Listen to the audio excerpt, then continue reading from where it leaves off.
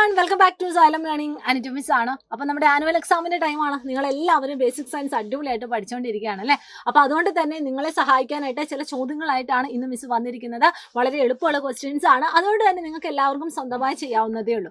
നമ്മുടെ ഒന്നാമത്തെ ചോദ്യത്തിലേക്ക് മിസ് പോവാണ്. ഫസ്റ്റ് ക്വസ്റ്റ്യൻ ഇതാണ്. The children saw some creature in the zoo as a part of their study tour and their pictures are given below. Class room പ്രവർത്തനത്തിന്റെ ഭാഗമായി കുട്ടികൾ തയ്യാറാക്കിയ ജീവികളുടെ പേരുകളാണ് താഴെ കൊടുത്തിരിക്കുന്നത്. അപ്പൊ നിങ്ങൾക്ക് ഇതുപോലെ ചില ജീവികളുടെ പേരുകളോ അല്ലെങ്കിൽ ചില ജീവികളുടെ ചിത്രങ്ങളോ നിങ്ങൾക്ക് ഇതുപോലെ നിങ്ങൾക്ക് ഇവിടെ തരും. എന്നിട്ടായിരിക്കും നിങ്ങളോട് ചോദ്യങ്ങൾ ചോദിക്കാം. ഇനി നമ്മുടെ ശരിക്കുള്ള ചോദ്യം എന്താണെന്ന് നോക്കാം. Classify them based on their mode of reproduction. പ്രജനന രീതിയുടെ അടിസ്ഥാനത്തിൽ ഇവയെ തരംതിരിച്ച് അനുയോജ്യമായ തലക്കെട്ട് നൽകുക. അപ്പൊ ഈ ഒരു ചോദ്യം നമുക്ക് എങ്ങനെ എഴുതാനായിട്ട് പറ്റും? എങ്ങനെയാണ് ഈ റിപ്രൊഡക്ഷൻ മെത്തേഡ് അല്ലെങ്കിൽ അതിന്റെ ആ ഒരു മോഡ് അനുസരിച്ച് അല്ലെങ്കിൽ അതിന്റെ ആ ഒരു രീതി അനുസരിച്ച് നമുക്ക് തരംതിരിക്കാനായിട്ട് പറ്റുക? എങ്ങനെ തരംതിരിക്കാനായിട്ട് പറ്റും? നമുക്ക് രണ്ട് രീതിയിൽ തരംതിരിക്കാനായിട്ട് സാധിക്കും. എങ്ങനെയാണ്? By laying and hatching of eggs, അതായത് മുട്ടയിട്ട് അടയിരുന്ന് കുഞ്ഞുങ്ങളെ വിരിയിക്കുന്നു. അങ്ങനെ ഒരു ഗ്രൂപ്പ് ഓഫ് ആൾക്കാരുണ്ട് അല്ലെ, ഒരു ഗ്രൂപ്പ് ഓഫ് ജീവജാലങ്ങളുണ്ട്.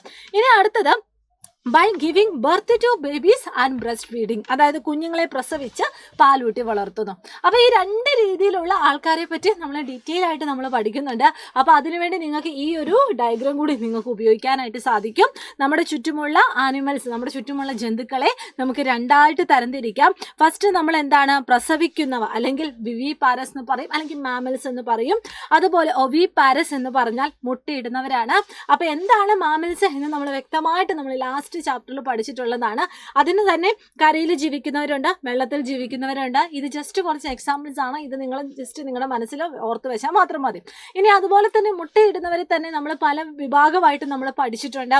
പ്രാണികൾ, ഇൻസെക്റ്റുകൾ പഠിച്ചിട്ടുണ്ട്, ഫിഷ് പഠിച്ചിട്ടുണ്ട്, ആംഫീബിയൻസ് ഉഭയജീവികൾ പഠിച്ചിട്ടുണ്ട്, റെപ്റ്റൈൽസ് ഉരകങ്ങളെ പറ്റി പഠിച്ചിട്ടുണ്ട്, പക്ഷികളെ പറ്റി പഠിച്ചിട്ടുണ്ട്. അപ്പോൾ ഇവയെ പറ്റിയൊക്കെയുള്ള കാര്യങ്ങളൊക്കെ ജസ്റ്റ് നിങ്ങൾ എന്ത് ചെയ്യുക, ഈ ഒരു സമയം ഒന്ന് റീകോൾ ചെയ്യാൻ വേണ്ടി ശ്രമിക്കുക കേട്ടോ. എക്സാമ്പിൾസ് നിങ്ങൾക്ക് ഈസി ആയിട്ട് ഐഡന്റിഫൈ ചെയ്യുകയും ചെയ്യണം. ഓക്കെ അല്ലേ? യെസ്. ഇനി അടുത്ത ചോദ്യം എന്ന് പറയുന്നത് നമ്മുടെ രാജ്യത്ത് തന്നെ ദേശാടനം നടത്തുന്ന കുറച്ച് പക്ഷികളുടെ പേര് എഴുതാനാണ്.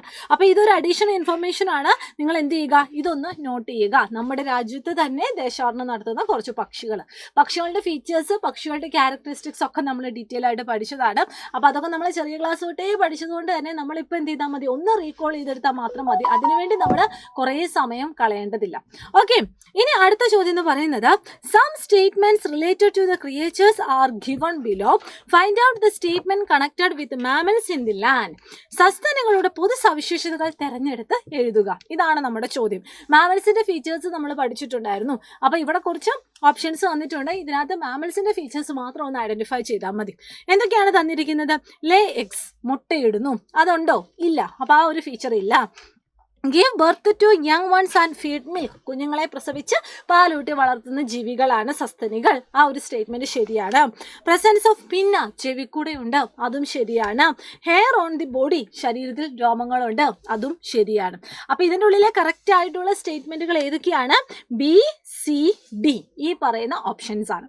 ഓക്കെ അല്ലേ? അപ്പോൾ കുറച്ച് ചോദ്യങ്ങൾ മാത്രമാണ് നമ്മൾ ഡിസ്കസ് ചെയ്തത്. ഇനിയും ധാരാളം ക്വസ്റ്റ്യൻസ് ഉണ്ട്. അതൊക്കെ നമുക്കിനി വരും ദിവസങ്ങളിൽ ഇതുപോലെ ചെറിയ ചെറിയ റെക്കോർഡിംഗ് സെക്ഷൻസ് ആയിട്ടും ചെറിയ ചെറിയ ഷോർട്സ് ആയിട്ടും അതുപോലെ തന്നെ ലൈവ് ക്ലാസ്സുകളൊക്കെ ആയിട്ട് നമുക്കിങ്ങനെ ഡീറ്റെയിൽ ആയിട്ട് പഠിക്കാം. അപ്പോൾ എല്ലാവരും എന്ത് ചെയ്യുക, നമ്മുടെ ക്ലാസ് 5 യൂട്യൂബ് ചാനൽ ഫോളോ ചെയ്യുക. അതിൽ വരുന്ന ഓരോ കാര്യങ്ങളും നിങ്ങൾ ശ്രദ്ധിച്ച് ചെയ്യുക, ശ്രദ്ധിച്ച് പഠിക്കുക കേട്ടോ.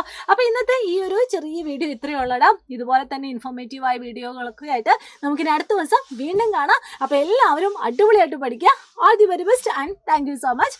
Bye bye.